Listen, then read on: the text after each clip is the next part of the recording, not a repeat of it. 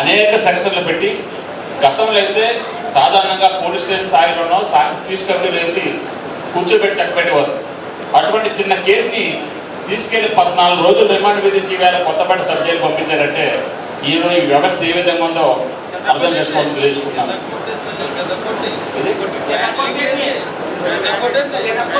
చిత్తకొట్టి CM Prashanth గారు మేము హెచ్చరిస్తున్నాం, మీరు ఇక్కడ చాలా అతిగా చేస్తున్నారు. రాబోయేది వైఎస్ఆర్ కాంగ్రెస్ పార్టీ ప్రభుత్వం.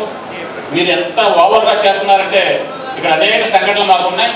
నువ్వు ఇదే విధంగా ప్రవర్తిస్తే రాబోయే 5 సంవత్సరాల్లోనూ మీరు బీఆర్ఎల్కి అన్నాకి డిసైడ్ అయి ఉండండి. తప్పనిసరిగా వ్యక్తిగత లక్ష్యం వైఎస్ఆర్ కాంగ్రెస్ పార్టీ ఎప్పుడు పెట్టుకోదు, కానీ వైఎస్ఆర్ కాంగ్రెస్ పార్టీ లక్ష్యంగా, వైఎస్ఆర్ కాంగ్రెస్ పార్టీ కార్యకర్తల లక్ష్యంగా నీ చేతిలో పవర్ ఉంది కదా, చేతిలో లాఠీ ఉందని కానీ ఇష్టం వచ్చినట్టు చూపిస్తే రాబోయే 5 సంవత్సరాల్లోనూ నీకు తప్పనిసరిగా శ్రీకృష్ణుడి జన్మస్థానాన్ని చూపించే రోజు తొందరలోనే వస్తానని తెలియజేసుకుంటూ నీకు చేతనాన్ని చేసుకో, ఇంకా 2 సంవత్సరాలు ఉండుకో, కానీ తప్పనిసరిగా వైఎస్ఆర్ కాంగ్రెస్ పార్టీ కార్యకర్తల్ని అమలాపురం పోలీస్ స్టేషన్ ముందు కూర్చోబెట్టి ధర్నా చేసే పరిస్థితి రాణించుకోకుండా హెచ్చరించుకుంటూ ప్రతి ఒక్కరిని కూడా సమానంగా చూడు. పార్టీలకు అతీతంగా నువ్వు ప్రభుత్వ ఉద్యోగిగా పార్టీలకు అతీతంగా పనిచేయ తప్ప కేవలం పక్షపాత ధోరణితోడో లేకపోతే మంత్రులకి ఎమ్మెల్యేలకి మేలు చేయని విధంగా నువ్వు అతిగా ప్రవర్తిస్తే మాత్రం రాబోయే రోజుల్లో 5 సంవత్సరాలు కూడా మేము ఎక్కడున్నా నువ్వు మాత్రం తప్పనిసరిగా బీఆర్లో ఉండి శ్రీకృష్ణ జన్మస్థానానికి ఓచలు లెక్కెట్టే రోజు దగ్గరికి వస్తాను చెప్పుకుంటూ పుల్లు దగ్గర పెట్టుకుని